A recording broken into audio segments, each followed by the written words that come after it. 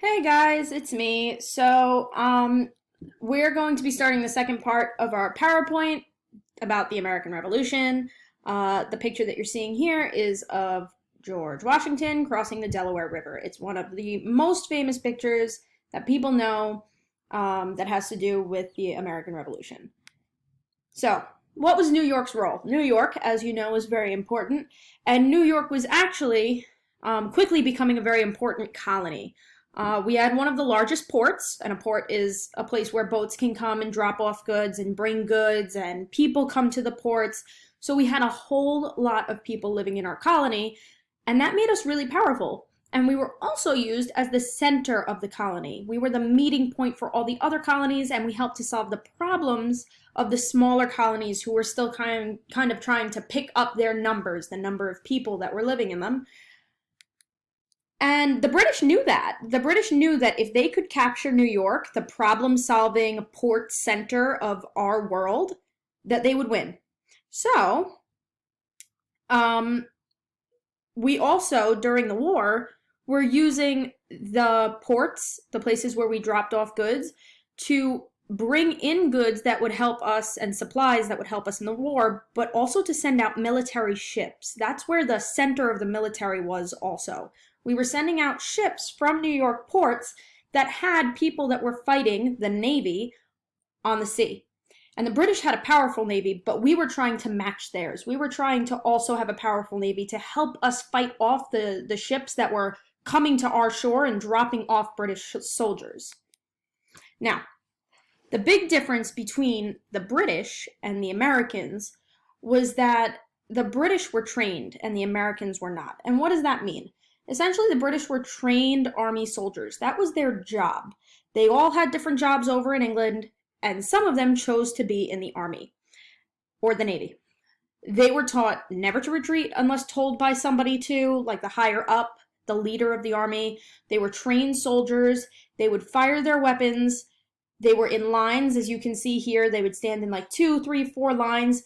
First row would fire their weapons, then get down on their knee so that the second row could fire their weapons. While they were firing, they would reload, and they'd go back and forth like that.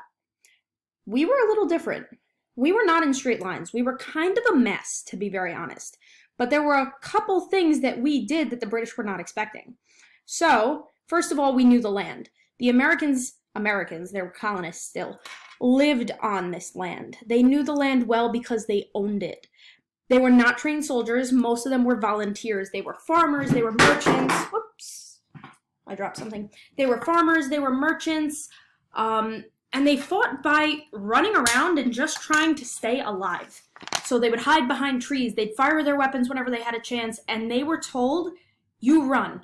If you feel that you're going to lose, just run. Don't wait for somebody to tell you to. Just stay alive. And the reason they were told to stay alive was because there wasn't a lot of us. There weren't many people living in the colonies in comparison to England. England had more money. They were given that money to fight by the king. They had fresh uniforms handed out when they needed them. The soldiers, though, didn't care about America. The British people, the soldiers that were sent over, didn't live here. Their job, they figured, was just to finish the war and go back home. They didn't want to come to America. The Americans were volunteers. They weren't really paid well because we didn't have a lot of money. They had to wait for people to make their uniforms, which meant that some of them were getting sick from being too cold. They were sweating and dying from the heat because they had still their winter uniforms on when they were fighting in the winters. But they had the desire to win. They wanted to win. They wanted freedom. They wanted to be rid of the king. And that's really part of the reason that we won. And I gave you a little tidbit there. We did win. You guys should have known that already, though I think I told you earlier. So, we're going to talk about some really, really important people. The first one is this guy right here on the horse. This is George Washington. He was our first president, and this is his wife, Martha Washington. Now, he was originally a teacher, believe it or not. He was taught, which a lot of people didn't go to school back then, so he was taught really well. He had his own private tutors. He went to this a tutor wasn't really a tutor. It was more a teacher, but they did their teaching in smaller groups. And he also fought and was the leader of the colonists during the American Revolution, and then later became our very first president. He joined the military, he married his wife, who already had 2 children, and because he loved them all so much, he had them live with him. And they wound up adopting a whole bunch of other kids even after they got married and had their own children. So they were very generous. Then there was Hamilton, and you guys have probably heard of Hamilton on Broadway, but Hamilton was also a real person, and you actually see him on some of our money. And that was the original Hamilton, the actual Hamilton, and here is the new Hamilton who was on Broadway.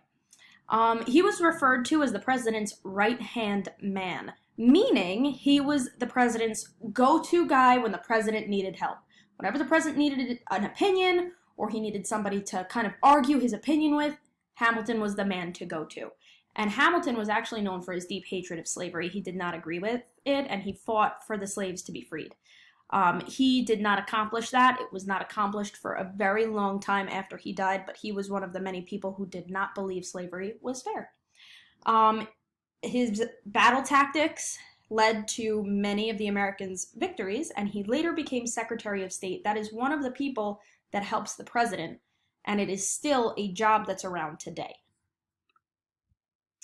All right, now we have Thomas Jefferson. He didn't fight the war because he was old. You can see it here. Instead, he went to countries like France to ask for their money and their help, their soldiers, to help them defeat Britain because he knew that Americans could not do it alone. And then you have Lafayette. He's one of my favorites. He was actually French. He was a war officer, and he was incredibly brave. And some really cool side notes is that he spoke almost no English. He came here when he was 19. He went into his first battle and was shot, but kept fighting and helped to win that battle, even though he was hurt. And he was given honorary citizenship in 2002. Now, this happened all the way back in 1776, 1777, all of those dates. So many, many years later, from the 1700s to the 2000s, that's 300 years later. So there are not many people given honorary citizenship. He was given this citizenship because he did so much to help the Americans that we decided that he was owed something in return. Because he fought even after the American Revolution was over, he still fought for our rights and our freedom. So we gave him honorary citizenship 300 years after he died. Now some women, and these are some important figures. So we have 2 women here, and there were many more, but these were just 2 that I wanted to highlight that were unbelievable. First of all, some women did help to make the clothes. Some women did go to the military and bring them food. Some women were very important. Without the women in history, we would have had a much more difficult time winning this war, because there were people that were staying home, making sure children were fed, making sure that towns were protected, making sure that the men had food, shelter, all of that. But women were not allowed to fight. They were not allowed to be in war. So we have these 2 women who did great things for American history. This woman is very well known. This is Betsy Ross. Betsy Ross. She made the first American flag, which you can see over at the bottom right here. The first American flag had 13 stars to represent the 13 colonies and had some stripes. The stripes kind of differed wherever you went. Everyone had a different idea of what the American flag should look like. Later on, though, when we became states, because remember, we were originally 13 colonies, but now we're 50 states. As states were added, stars were added to the flag. So now we have 50 states with 50 stars on our flag and 13 stripes. And those 13 stripes represent the original 13 colonies, the people who, and the colonies, the colonists, who made us what we are today. So the flags were a little different, but they mean the same thing. Now we have this woman who is fighting for a cause. Right here, this is what we believe she looked like. This was a drawing of her done. This woman was Deborah Sampson. And she fought pretending to be a man. So you can see here she kind of pulled her hair back. She's not wearing the dress that she's wearing in this picture. All women wore dresses in that time. She's wearing men's clothing here. She, because women were not allowed to fight, took on a pretend name. She made up a name, Robert, and I don't know how to say the last name right here. Shirtleaf, something like that. She was found out. She was discovered. After she had fought many battles and won many battles for the United States, they discovered she was a woman. She was not paid for her service and was told to go home. So she was not appreciated at that time, but now we credit some of our wins to her. She did a great job. Now we have two more groups.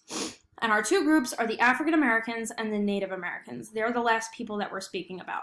Now, the Native Americans we had talked about earlier in the year, and we had learned that sometimes they loved the colonists and sometimes they did not. And it was kind of this weird half and half between the Native Americans, whether or not they liked the colonists, they didn't like the colonists, they hated the colonists. It was all up in the air. So half of the colonists actually sided with Britain, and Britain promised them weapons, and they promised to take some of the colonists off of their land, which, as you know, we took a lot of their land. So they were super excited. They sided with them. But the other side sided with the United States because the British soldiers were just as cruel to the Native Americans as they were to us. So there was a lot of hatred for the British as well. So it essentially split the Iroquois nation in half, where 3 of the tribes sided with the English and 3 of the tribes in that Iroquois nation sided with us. And they had split. And remember I had said, without the African Americans, life would be very different here. And that's why I included them in this slide, because they were lied to.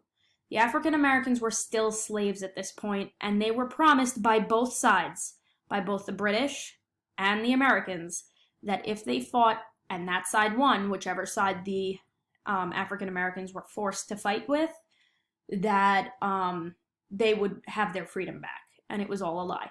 Both sides lied to the African Americans. They were never going to be free. But they fought, and they fought hard, because they truly also wanted their freedom. It was taken from them because both sides had lied. They just needed more men on the field.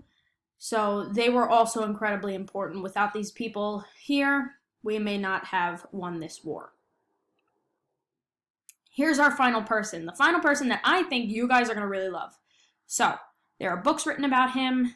There are poems written about him. His name is Paul Revere. And there's a famous idea that he had come running on his horse, as you can see here and here, screaming, "The British are coming, the British are coming." I will explain to you what that means, but I can tell you now that it was not true. So, we were trying to sneak up on the British at all points. We were trying to pretend like we didn't know they were coming, and then everyone would be ready, and they would jump out of their homes, and the war would start in that town, and they would do the same thing in the next town. He did not come running, screaming that the British were coming, because that would have told the British that we knew. He actually walked silently through the town holding one lantern, as you can see here. And all the men who were willing to fight waited to see that lantern and waited for the British to show up. 1 by land, 2 by sea. That meant that 1 lantern if the British are marching on land and coming to the towns to come and start a fight. 2 lanterns he would be holding if they're coming by boat and we have to be ready with the Navy. That was his signal. The British were not supposed to know that we knew, so he didn't come screaming through the towns. And here is a poem that I'm going to read to you for the last piece before we move on to part 3, which will be next week. This is called Paul Revere's Ride. That's the man we just heard. Listen, my children, and you shall hear of the midnight ride of Paul Revere. On the 18th of April in 75, hardly a man is now alive who remembers that famous day and year.